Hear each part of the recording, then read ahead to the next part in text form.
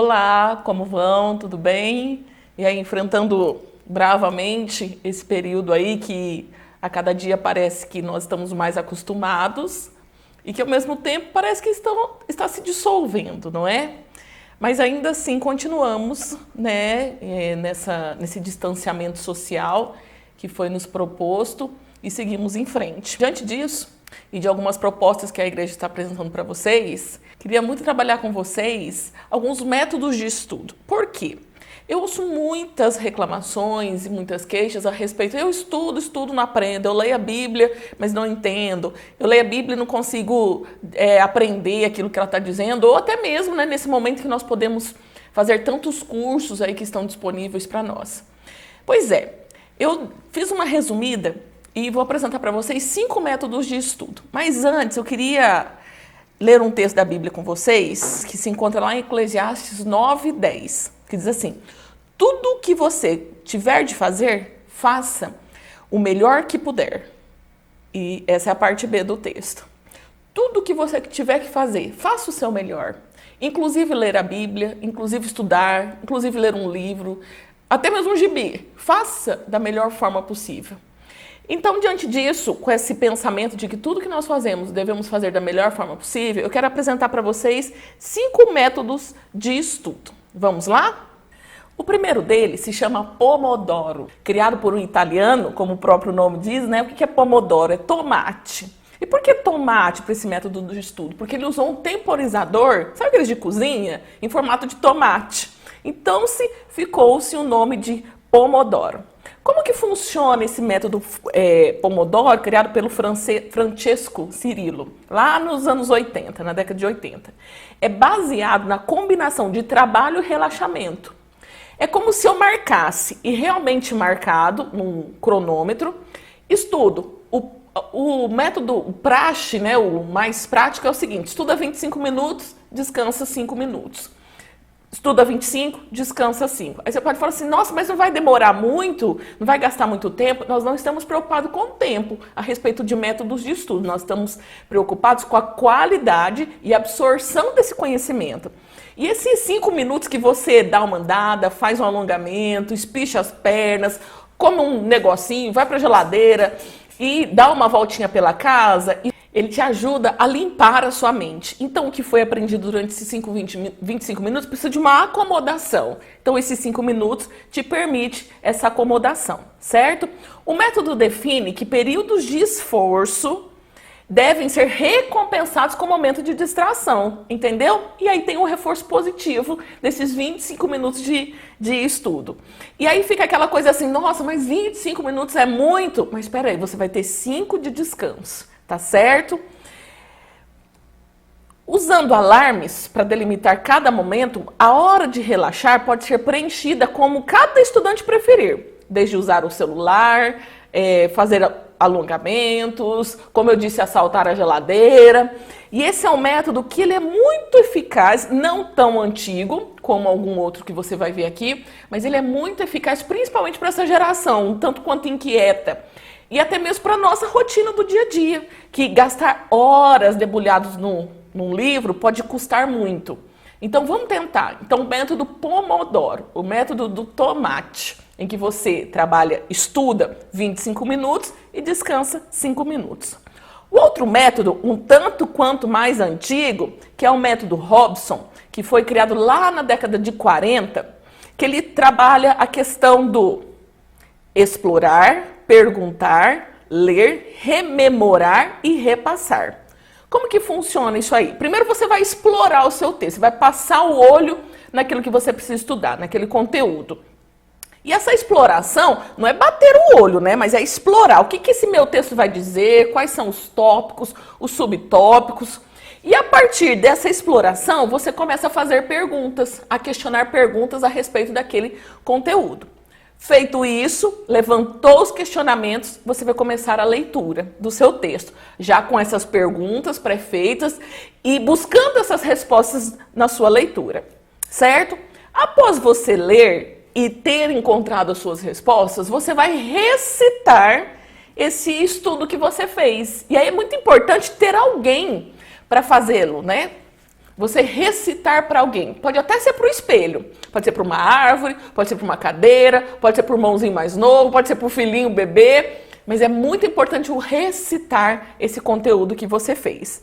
E depois repassar esse conteúdo de novo, tá? De novo você vai dar aquela lida, mas já com esses conceitos estabelecidos na sua mente, no seu cognitivo, simplesmente ativando a sua memória, para estar trazendo e formulando todas essas questões e todo esse material que você estudou, certo? Então esse é o método Robson, nosso segundo método. O terceiro método é o mapa mental, muito usado hoje em dia e tem sido um sucesso.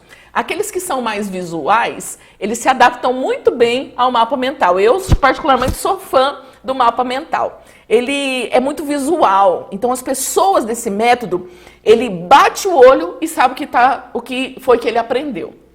Como que funciona? Ele organiza as matérias em um diagrama, elegendo um tema central e em seguida é preciso conectar esse assunto principal a tópicos paralelos. São os galhos que vão se ramificando desse assunto central. E é um material que fica depois muito lindo, se você tiver essa ideia. Olha que lindo esse mapa mental sobre a introdução à ecologia. Olha só as cores, né?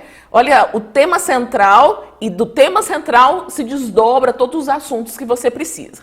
Gente, esse mapa mental você pode fazer com qualquer matéria, com qualquer assunto, com qualquer coisa que te interesse, tá? Olha que mapa legal sobre a Bíblia. O Salmo 1.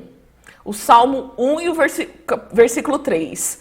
Olha, as folhagens não murcham, dá os seus frutos, é plantada junto ao ribeiro, o justo é alimentado pelo Senhor e sua raiz é alimentada. Olha que lindo!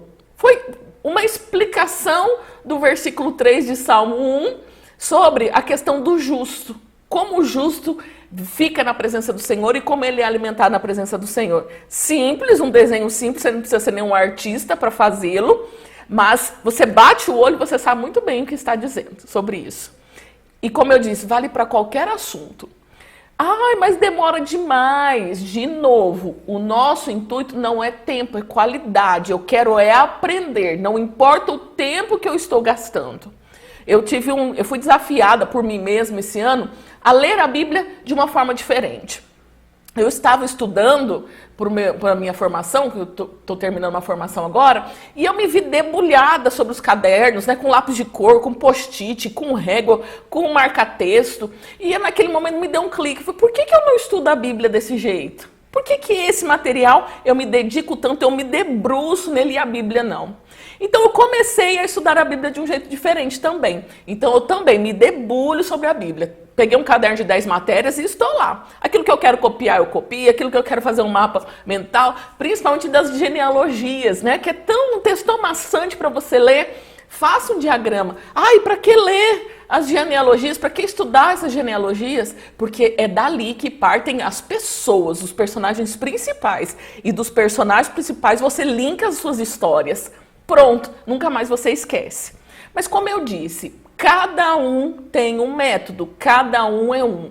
E você tem que só descobrir qual é o seu método de estudo, o que te chama a atenção, o que te dá prazer em fazer. Porque estudar está ligado a prazer, tá? Aquilo que eu gosto, eu consigo fazer melhor. Aquilo que eu não gosto, eu não consigo fazer, certo? Terceiro método, teste prático. Agora para as pessoas mais práticas, né? Que bateu, levou. Vamos lá. O teste prático lembra o formato dos simulados, só que preparado pelo próprio aluno e com base em dúvidas individuais em cada matéria. Então tá, eu li do jeito que eu quis ler e depois de lido eu faço um teste. Eu mesmo vou elaborar um teste com as partes mais difíceis, com as partes que eu acredito ser mais desafiantes para mim e a partir desse teste então eu o respondo. Você mesmo pode corrigir ou pode pedir para uma pessoa corrigir, pode até criar um gabaritozinho aí para você, certo? Esse é bem prático. E também muito eficaz. Todos esses 5 métodos que eu estou apresentando para vocês é muito prático e que qualquer um pode fazer, tá bom?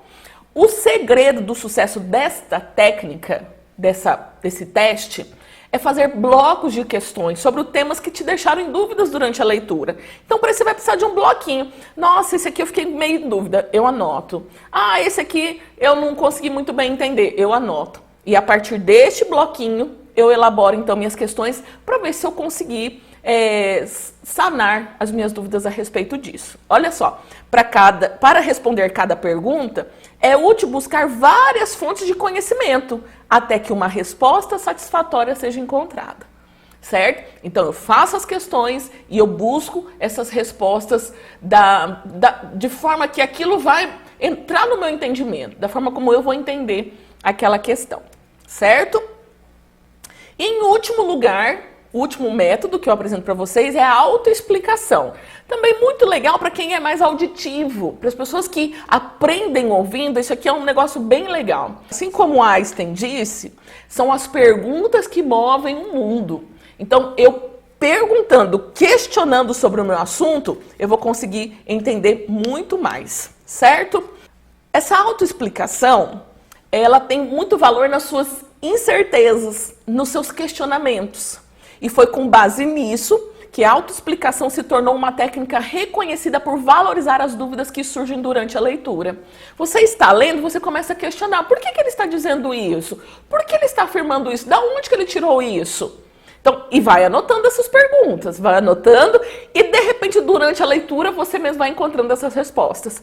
Caso não as encontre, você a busca em outros materiais, em outros meios, certo? Olha só, a técnica consiste em duvidar de tudo que se lê, refletindo sobre cada informação. Isso vale para a Bíblia, gente. E isso é muito bacana com a Bíblia. Ué, mas por que Davi está dizendo isso? Por que Abraão pensou isso? Por que Deus está dizendo isso? Não faz sentido. Então vamos procurar o sentido para todas essas informações. E aí que vem. A autoexplicação ocorre quando, a partir de indagações, os estudantes tentam explicar os conteúdos para si mesmos, para levantar e solucionar as perguntas. É como grifar, rasurar, escrever, usar dicionários e até mesmo falar sozinho. E aí vale de tudo, caneta colorida, lápis de cor, canetinha, marca-texto, vale de tudo para fazermos com que a nossa aprendizagem seja eficiente. O nosso tempo é muito valioso, é muito corrido. Então, quando nós pararmos para estudar, pararmos para meditar a Bíblia, ela tem que fazer valer a pena aquele tempo que nós paramos. Então, façamos valer a pena o nosso momento de estudo, esse método de estudo do qual nós podemos produzir e reproduzir muito conhecimento a partir de algumas técnicas básicas, certo? 5 métodos, só recapitulando: Pomodoro, método Robson, mapa mental, teste prático e autoexplicação. Qual é o seu jeito de aprender? Que forma você melhor aprende? Ah, não, eu sou visual. Ah, não, eu sou auditiva. Não, eu preciso conversar, eu preciso remoer, eu preciso ruminar esse conhecimento para eu poder aprender. É muito importante o autoconhecimento para melhor aplicação do método específico. Se, pastor, eu não sei qual é, tenta um, tenta o outro, tenta o outro, tenta o outro, tenta o outro, até você encontrar o seu melhor método. Tá certo? Espero que você tenha gostado, que esse tempo seja produtivo para você, que você se dedique ao estudo da palavra de Deus, que você se dedique ao estudo de conhecimentos científicos, porque isso é muito importante. E tudo que nós fazemos tem que glorificar o Senhor Deus, tem que glorificar a Jesus. Tudo que nós fazemos é por Ele e para Ele. Um grande beijo e que você faça do seu tempo bem proveitoso.